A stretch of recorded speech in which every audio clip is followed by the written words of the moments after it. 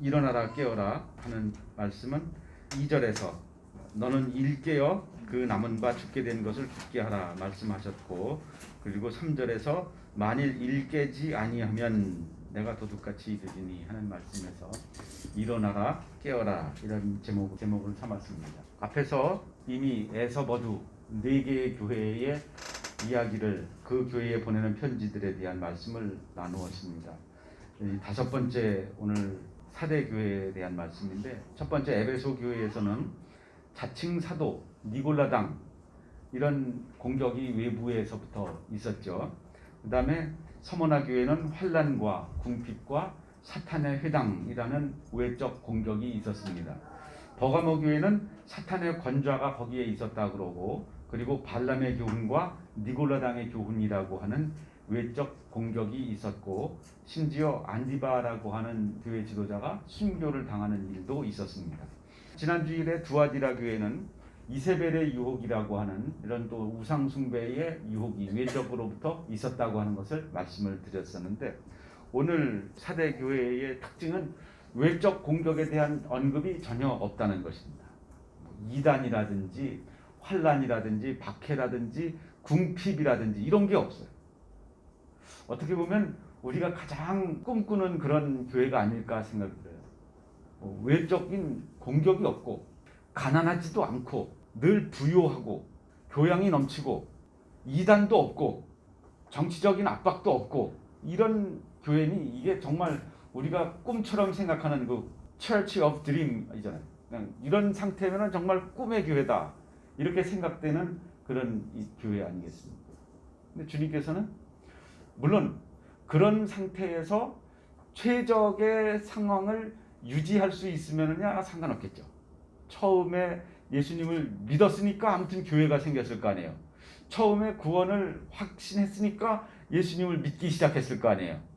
그런데 어느 틈엔가 이런 외적인 공격이 전혀 없으니까, 여건이 너무 좋으니까 어떤 교회가 되었느냐, 내가 살았다 하는 이름은 있지만 실상은 죽은 자다라고 주님께서 책망하시는 교회가 되었습니다. 그 최적의 상태를 계속 10년, 20년, 100년, 200년 유지할 수 있으면서 그런 어려움이 없으면야 좋은데, 그 어려움이 없었던 것이 오히려 죽은 교회가 되는 이유가 되었다고 하는 이런 면에서 볼 때, 우리 모든 성도들이 글쎄 우리가 볼 때 저 사람은 정말 문제도 없고 가난하지도 않고 핍박도 없어, 저 사람은 얼마나 신앙생활하기 편할까, 그런 사람이 과연 있을까요? 건강에 문제도 없고 돈은 있는데 건강이 안 좋다든지, 가족 중에 또 어려움을 당하는 사람이 있다든지, 이런 어떤 문제든지 하나님께서 우리의 인생에 무거운 추와 같이 달아놓으신 문제가 있다고 하는 거, 이것은 그런 면에 있어서 참 하나님이 우리를 바른 길로 이끌어 가시는 장치 중에 하나가 아닐까, 이렇게 받아들이시기를 바랍니다. 감사하시기 바랍니다. 사대교회는 그렇게 해서 외적인 어려움이 없어서 이름만 남아있고 실상은 죽은 교회가 되어 있는 교회예요. 이 교회에 주님이 어떤 분으로 소개되느냐 하면은, 사대교회의 사자에게 편지하라. 하나님의 7 영과 7 별을 가지신 이가 이르시되. 주님은 교회의 주인으로서 지금 이렇게 영적으로 침체되었을 뿐만 아니라 주님께서 죽은 교회라고 지칭하실 만큼 영적으로 참 한심한 상태에 있는 교회지만, 주님은 여전히 이 교회의 주인이시다 하는 것을 주장하면서 1절 말씀을 시작하였습니다. 내가 살았다 하는 이름은 가졌으나 죽은 자로다. 살았다 하는 이름은 가졌다라고 말할 때 이 교회가 사람들의 눈에 어떻게 비춰졌을 것 같아요? 사람들이 볼 때 이 사대 교회 그러면은 정말 일도 많이 하고 헌신도 많이 하고 여러 가지 살아있다고 하는 그 유명한 이름은 다 가지고 있는 거예요. 설교 잘하는 목사가 어디 있나? 사대교회에 있어요. 찬양 잘하는 집사가 어디 있나? 사대교회에 있어요. 헌금 많이 하는 성도가 어디 있나? 사대교회에 있어요. 그때 무슨 어려운 일이 있는데 그 어려운 일에 가장 열심히 헌신한 교회가 어디냐? 사대교회에 있어요. 사람들이 그 이름, 사대교회라고 하는 그 이름을 들을 때 정말 열심히 하는 교회, 이렇게 인정받을 만한 교회였어요. 그런데 주님께서 볼 때는 이름만 있지 실상은 죽은 교회다, 이렇게 주님은 진단하고 있습니다. 사대교회는 하면서 첫 번째 1번, 외부의 공격이 전혀 없었다. 왜 공격이 없었을까? 여러분, 영적 전쟁까지 갈 필요도 없고, 싸움을 할 때 누가 누구를 공격해요? 딱 상대방을 봐서 내 적이다 생각하면 공격하는 거죠. 그런데 공격을 안 해. 공격을 안 받는 사람이 있어. 그 사람은 뭐냐? 적이 아닌 거죠. 그러니까 여기 대적이 누군데? 사탄이 대적인데, 사탄이 사대교회는 왜 공격하지 않았을까? 적으로 여겨지지 않은 거죠. 경건하게 살고자 하는 자는 핍박을 받을 것이라고 바울은 디모데에게 편지에서 썼었는데, 경건하게 살려고 하지 않으니까 경건의 문제 가지고 시비 거는 사람이 없는 거예요. 이 세상 사람들과 구별되는 것이 전혀 없기 때문에 세상의 문화와 부딪히는 게 없는 거예요. 이제 우리 대현이, 세은이가 처음 이제 사회생활의 한 부분이라고 할 수 있죠. 대학생활은 외지에 나가서 대학생활을 하는 거니까 이제 전에 경험하지 못했던, 이 겨우 한솔동에서 경험했던 것과 이 세상에서 경험하는 것은 완전히 달라요. 대학생활은 사람에게 있어서 그 나이 때 대학생활을 시작하던 사회생활을 시작하던 인생의 커다란 사고의 변화가 일어날 수밖에 없습니다. 여기서 내가 신자로서 좀 공격을 좀 받는다. 그러면은 이것 때문에 내가 살 맛이 안 난다, 그럴 게 아니라 내가 살아있구나. 주님이 내 안에 살아계시니까 내가 공격을 당하는구나. 그러니까 내가 쟤네들한테 맞춰야지 라고 생각할 것이 아니라 쟤네들을 내가 어떻게 사랑으로 포용하면서 이 세상이 나를 변화시키는 것이 아니라 내가 세상을 변화시켜 나가는 사람이 될 수 있을까, 이렇게 생각하는 것입니다. 사대교회는 왜 공격이 없었을까? 답이 나왔죠. 세상과 구별되는 것이 없습니다. 교회라고 하는 이름으로는 유명세를 탔는데 교회가 그저 세상 사람들이 하는 거하고 똑같이 하는 것입니다. 그러니까 공격이 없죠. 그래서 주님께서는 2절과 3절에서 일깨라고 하는 말을 합니다. 일깨라고 하는 것은 잠에서 깨어 일어나라는 말이죠. 일깨라고 하는 것은 일어나 깨어라라는 말을 축약시켜 놓은 것이죠. 우리는 이제 고사성어들을 많이 말하는데, 예수 믿는 사람들은 성경을 고사로 삼아서 예수님이 원수를 사랑하라 그랬어, 이런 이제 말을 가져다가 나의 주장을 강화시키는 근거로 삼지요. 그런데 이제 예수님을 믿지 않는 사람들은 보통 이제 고사성어를 많이 말을 하는데, 그들의 그 텍스트는 성경이 아니고 대개 삼국지 같은 데서 나온 고사성어들이 많죠. 그래서 삼고초려라는 말이라든지 오월동주, 도원결의, 이런 말들이 삼국지의 스토리를 담고 있는 사자성어들입니다. 그러니까 우리가 같이 술을 마시면서 어떤 사업을 도모할 때 우리가 지금 도원결의를 하는 거다, 이렇게 의미를 갖다 붙이기도 하고, 원수가 서로 한 비즈니스를 하고 있을 때 오월동주, 같은 오나라와 월나라가 같은 배를 타고 있다, 이런 말을 하기도 하고, 삼고초려 한다 그러면서 한번 더 찾아가, 그러면 설득될 거야, 이런 말을 한다. 그런 어떤 옛날에 있었던 어떤 사건이 있었던 것인데, 그 사건을 사자성어로 만들어서 후대에 계속해서 전해 내려가는 교훈으로 삼는다 이거죠. 근데 이 사대라고 하는 그 도시에도 그 고사가 될 만한 사건이 있었습니다.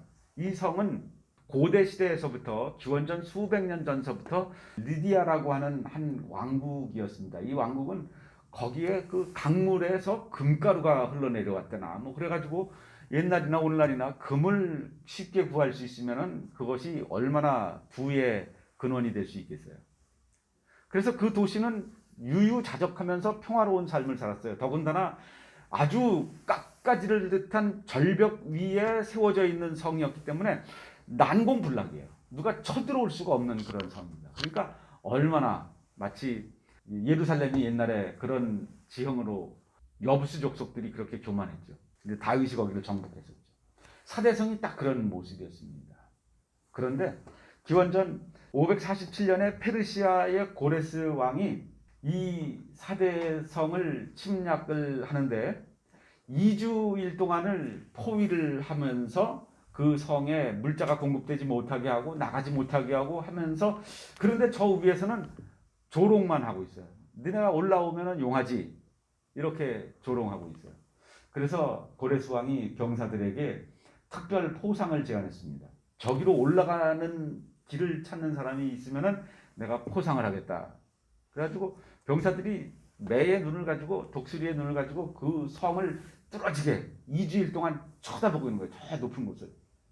그런데 거기에 그 경계 총구에서 어떤 날 보니까 철모가 덩그렁하고 밑으로 떨어지더라는 거예요. 그러니까 병사가 그 철모를 주스러 그 구멍을 나와가지고 어떻게 밑으로 내려가서 철모를 주워가지고 올라가더라는 거야. 그걸 보면서 아, 여기서는 안 보이지만 저기에 무슨 길이 있겠구나 하면서 그 길을 찾아 올라가서 2주일 만에 그 사대성이 고레스 왕에게 페르시아에 함락되었던 적이 있습니다. 그것이 기원전 547년의 일이에요. 난공불락이라고 하는 것이 이제 더 이상 소용없게 된 거죠. 그 교만이 꺾였죠. 그렇게 올라가서 보니까, 그 구멍에 올라가서 보니까 경계병들이 다 술 먹고 자고 있더라는 거예요. 그래가지고 성문을 열고 들어가가지고, 한 명만 들어가면 충분하죠. 들어가서 성문 열면 되는 거니까. 그래가지고 사대성이 함락이 됐습니다. 그러니까 여기서 2절과 3절에서 너는 일깨어 그 남은 바 죽게 된 것을 굳건하게 하라. 그리고 3절에서 만일 일깨지 아니하면 내가 도둑같이 이르리니 라고 주님이 말씀하실 때, 이 사대 사람들은 이 말이 고사와 연관되어 있다고 하는 것을 깨달을 수가 있는 거예요. 아, 옛날에 기원전 547년에 페르시아 왕에게 그렇게 술 먹고 자다가 이 성이 함락되었던 그 사건, 그때처럼 내가 잠자고 있으면은 주님께서 오셔가지고 도적같이 오셔서 내가 잠자고 있는 모습이 들통나고 내가 심판을 받겠구나, 이런 이야기가 거슬러 올라갈 수 있는 거예요. 그리고 이제 기원전 218년에는 시리아의 안티오쿠스가 똑같은 경로로 해서 그렇게 한 사례가 있었음에도 불구하고 한 300년 지나니까, 생각해 보세요. 300년 전에 큰 코 다쳤다고 그 300년 후에도 여전히 그 교훈을 생각하면서 후손들이 여전히 노름하지 말아야지, 뭐 바람 피지 말아야지, 뭐 이런 교훈을 300년 전 조상의 말을 들을 수 있겠어요? 그러니까 300년 정도 지나고 나니까 이 사대성 사람들이 또 나태해져 가지고는 쳐들어올 수 있으면 용하지 이러면서 자기네들의 삶을 살다가 이렇게 안티오쿠스에게 또 한 번 함락되었던 적이 있다 이거예요. 그만큼 주님께서 사대 사람들에게, 사대에 있는 그 교회들에게 책망하시고 경고하시는데, 그때 너희가 고레스에게 그리고 안티오쿠스에게 그렇게 잠자다가 습격을 당해서 멸망했던 것과 같이 지금 또 다시 자고 있다, 너희가 영적으로 자고 있는 교회에 대하여 주님께서 책망과 경고를 하고 있는 것입니다. 두 번째로 이 사대교회는 칭찬을 가장 적게 받은 교회예요. 라오디게아 교회를 빼고. 라오디게아 교회는 아예 칭찬이라고 하는 말씀이 한마디도 없었으니까 그 교회 하나 빼놓고 나서 보면은 이 사대교회에 대한 주님의 칭찬은 단 하나입니다. 그것은 옷을 더럽히지 아니한 자 몇 명이 내게 있다라고 하는 말씀, 4절에 나오는 그 말씀뿐이에요. 여기에 더군다나 극소수를 의미하는 표현들이 두 번 나오는데요. 2절에서 그 남은 바 죽게 된 것을 굳건하게 하라. 남아있는 자가 몇이 있는데 그것이 어떤 형편이냐? 죽게 되어 있어. 남아있는 게 썽썽하게 남아있는 게 아니고 죽게 되어 있어. 그것을 굳건하게 다시 살려 세워라, 이런 말씀. 아주 극소수를 의미하는 거죠. 그리고 4절에서 그 옷을 더럽히지 아니한 자 몇 명이 내게 있다, 이렇게 주님께서 칭찬하시는데, 거기에서 글쎄 몇 명이나 있을까? 그냥 몇 명이에요. 한 손가락에 꼽을 만큼 몇 명인 것입니다. 그 정도로 사대교회는 이름은 세상의 명성을 얻어서 뭐 크다, 많다, 높다, 부자다, 잘한다, 이런 명성은 얻었지만 정작 그 핵심 속에 주님과의 관계 속에서 주님이 평가해 보시는 그 채점은 죽었다.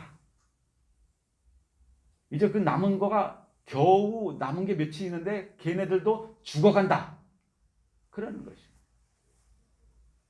서머나 교회 같은 경우에는 가난하지만 너희는 부유하다 이렇게 말씀하셨는데, 여긴 반대로 너희는 살았다 하는 이름은 가졌으나 실상은 죽은 자라 하는 책망을 하십니다. 우리 자신의 삶의 모습을 한번 봅시다. 이것을 사실은 어떤 교회 단위로 적용할 수도 있지만 개인 단위로도 적용할 수 있어요. 나는 어떤 교회와 비슷한가? 에베소 교회처럼 처음 사랑을 버렸나? 서머나 교회처럼 실상은 부유한 자인가? 버가모 교회처럼 두아디라 교회처럼 외부의 이단의 공격을 받고 있지만 거기에서 내가 처절하게 싸우고 있지만 지금 신앙을 지키고 있는가? 사대교회처럼 내가 신자라고 가는 데마다 소문은 나 있는데 정작 나는 불신자들만도 못한 삶을 살고 있진 않나? 겨우 이름의 명맥만 유지하고 있는 것은 아닌가 하는 것입니다. 세 번째로 바른 복음으로 돌아가라 이렇게 말씀하는데 3절에 그러므로 내가 어떻게 받았으며 어떻게 들었는지 생각하고 지켜 회개하라. 그러니까 지켜 회개하라가 결과를 주님께서 요구하시는 주 동사이지만 그 앞에 나오는 것은 어떻게 들었는지를 생각하고 그리고 나서 지켜 회개하라. 여기서 어떻게 들었는지라고 하는 것은 어떻게 받았으며 어떻게 들었는지 무엇을 이야기하는 거냐면은 복음을 이야기하는 것입니다. 바른 복음. 오른쪽에 디모데후서 3장 13절 말씀을 보면은 너는 네가 누구에게서 배운 것을 알며 또 어려서부터 성경을 알았나니 성경은 능히 너로 하여금 그리스도 예수 안에 있는 믿음으로 말미암아 구원에 이르는 지혜가 있게 하느니라. 그러니까 성경 말씀 네가 받고 믿어 구원받은 그 성경 말씀을 기억해라. 이렇게 디모데에게 교훈한 말씀인데 이 말씀과 같이 네가 어떻게 받았는지 네가 어떻게 예수님을 믿게 되었고 사대교회가 어떻게 시작되었는지 그 교회는 어떤 목적 위에 세워진 것인지 이것에 대하여 생각하고 그리고 그 말씀을 지키고 그리고서 회개하라. 회개를 하더라도 알고 회개를 해야죠. 회개하기 전에 반드시 짚고 넘어가야 될 것이 있다고 하는 것입니다. 2장 5절에서 에베소 교회에게 주님께서 하신 말씀이 그러므로 어디서 떨어졌는지를 생각하고 회개하여 처음 행위를 가지라. 이 말씀과 내용이 같은 거죠. 어디서 떨어졌는지를 알아야죠. 어디로 돌아가야 되는지를 알아요. 우리 컴퓨터에도 보면 윈도우즈를 처음 설치하면서 제일 먼저 해야 되는 게 복원 시점을 만들어야 돼요. 바이러스가 들어오기 전에 오류가 생기기 전에 윈도우즈를 처음 설치했을 그 최적의 상태 그 상태를 지점을 기억시켜 놔요. 그러면은 나중에 뭐 깔다가 지우다가 뭐 하다가 게임하다가 오류가 나 그러면은 다시 윈도우즈를 깔기보다는 그 복원 지점으로 돌아가서 그 상태로 회복시키는 기능이 컴퓨터에 들어있어요. 그것처럼 우리 인생이 주님 앞에 돌아갈 때 어디로 돌아가야 되나? 그래도 조금 타락했을 때로 돌아갈까? 조금 잘못되었을 때로 돌아갈까가 아니죠. 애초에 처음 주님을 만났을 때로 돌아가야죠. 주님을 처음 만났을 때 그 순수한 마음으로 돌아가야죠. 그 중간에 어디쯤으로 돌아갈 필요가 없는 거죠. 이왕 돌아가는 거 확실하게 주님이 나를 기쁨으로 받아주시던 그 순간으로 돌아가야죠. 근데 이 누가복음 15장에 있는 탕자의 비유에서 우리가 깨달아야 되는 교훈과 같이 우리가 방향만 돌리기만 하면은 그 길을 주님께서 끌어주셔요. 우리가 아버지께로 돌아가는 길로 발걸음을 돌리기로 작정만 하면은 이제 그 방향으로 주님께서 순풍이 불어 주님을 다시 찾게 만들어 주셔요. 그 결심이 어렵지 처음에. 영적 침체라고 하는 것이 사실은 우리 인생의 모든 불행의 시작입니다. 돈이 없어서 힘든 게 아니에요 지금. 지금 문제의 핵심은 건강이 아니에요.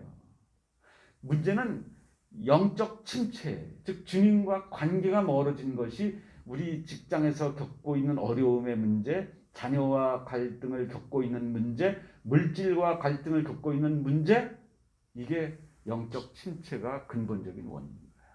그래서 주님과의 관계를 회복할 때에 거기에서부터 그 모든 것들에 대한 컨트롤을 내가 다시 붙들 수 있게 되는 것입니다.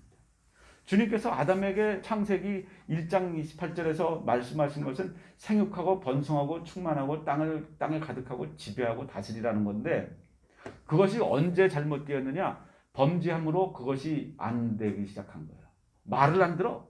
자연히 사람의 말을 들어야 되는데 사람의 말을 안 들어요. 그것이 언제부터 그렇게 되었느냐? 범죄로부터 시작됐어. 그래서 내가 예수 그리스도 안에 들어가고 예수 그리스도의 지배를 내가 받기 시작하면은, 내가 그분의 통치 아래로 들어가면은 나의 통치가 내 아래로 먹히기 시작해요. 내가 상급자의 말을 잘 들으면은 내가 상급자의 권위를 그대로 사용해서 내 하급자를 통치, 지도, 지배할 수가 있어요. 내가 상급자를 치고받으면서 사는 사람이 아랫사람에게 지배하려고 그러면은 아랫사람이 너도 상급자 치고받으면서 왜 나를 지배하려고 하는 거야. 부모님 말을 안 들으면은 내 자녀가 내 말을 안 들어요. 너 어디서 나와서 그래? 그러면 엄마에게서 나왔지, 아버지에게서 나왔지, 그렇게 말하는 거예요. 이 창조의 질서는 하나님의 권위 아래 사는 사람은 하나님의 권위를 누릴 수 있게 하여 세상의 모든 것들을 지배할 수 있는 그 컨트롤의 힘이 강화되는 줄로 믿으시기 바랍니다. 그것이 이 세상에서 권력을 얻는 방식이에요. 그런 권력은 4년마다 투표를 통해서 얻는 권력이 아니고, 표를 못 얻으면 잃어버리는 권력이 아니고, 언제든지 영원토록 하나님께서 우리에게 주시는 권력이에요. 그렇기 때문에 우리가 그 복원 시점으로 돌아가야 돼요. 주님을 만났던 그 복원 시점, 처음 주님을 만났을 때 그 뜨거운 마음, 갈급한 마음으로 돌아가라고 하는 것입니다. 여러분, 돌아가야 할 그 시점이 있습니까? 지금 생각해 보세요. 내가 제일 처음 예수님을 믿었을 때 어떤 마음이었는지, 그때 내가 어떻게 신앙생활하려고 시작했었는지, 그때 그 생각은 항상 우리가 가지고 있어야 돼요. 그것이 소중해요. 결혼 생활도 마찬가지예요. 결혼 생활도 오늘 두 신혼부부가 나와서 특송을 했는데, 이 시점, 일주일 전에 결혼식을 올렸는데 그 시점, 그때 그 마음으로 돌아갈 수 있어요. 내가 얼마나 사랑해서 결혼까지 했나. 그 마음으로 돌아가야죠. 살다 보니까 인간적인 단점도 보이고 모난 부분도 보이지만, 그때 처음 내가 사랑하게 되었던 그때로 돌아가는 거예요. 주님과의 관계에서도 마찬가지입니다. 처음부터 냉랭했더라면 주님을 믿기 시작했을 때 애초에 처음부터 그냥 내가 믿고 싶어서 믿은 게 아니고 그저 마지못해서 믿었다, 뭐 그랬으면 아예 신자가 되지도 않았죠. 그랬으면 아예 사대교회가 세워지지도 않았다고요. 그랬으면 유명해지지도 않았을 거예요. 그런데 이제 그 처음에 냉랭하지 않고 뜨겁게 주님과 사랑했던 그 관계로 돌아갈 수 있게 되는 그런 지점이 있다고 하는 것, 주님께서는 그것을 촉구하고 있습니다. 그래서 성령 충만이라고 하는 것, 주님을 만났을 때의 그 기쁨이라고 하는 것, 이 세상에서도 뭘 맛있는 거를 먹어본 사람이 경험이 기대를 제한합니다. 경험이 기대를 제한한다. 글쎄, 소고기가 돼지고기보다 더 맛있는 건지는 모르겠는데, 소고기를 먹어본 사람은 돼지고기로 만족하지 않아요. 쇠고기를 또 찾습니다. 쇠고기 중에서도 한우고기를 먹어본 사람은 수입고기에 만족하지 않아요. 한우고기를 기대를 합니다. 여건만 되면은 그리로 돌아가려고 하는 그런 생각이 있습니다. 그러니까 우리의 경험이 기대를 제한한다고요. 바나나밖에 못 먹어본 사람은 최고의 과일은 바나나인 거예요. 별의별 과일이 다 있어도 맛있는 건 바나나예요. 우리가 성령 충만, 주님과의 만남, 예수님을 믿어서 정말 육적으로, 영적으로, 정신적으로, 진정으로 행복했던 그 높은 기쁨을 경험해 봤던 사람은 언제든 그리로 돌아가고 싶은 생각이 있어요.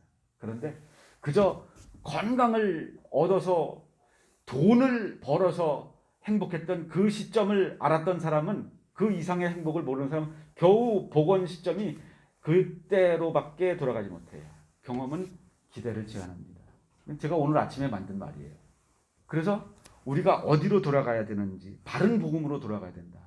그저 예수님을 믿으면은 뭐가 잘 된다더라 라고 하는 그런 저급한, 물론 그것도 포함되는 것이긴 하지만 그리로 돌아가는 것이 아니라 주님과의 깊은 관계로 돌아가는 것입니다. 그런 사람에게 주님께서 어떻게 해주시냐면은 흰옷을 입고 나와 함께 다니리니, 이 동사 주님과 함께 다닌다.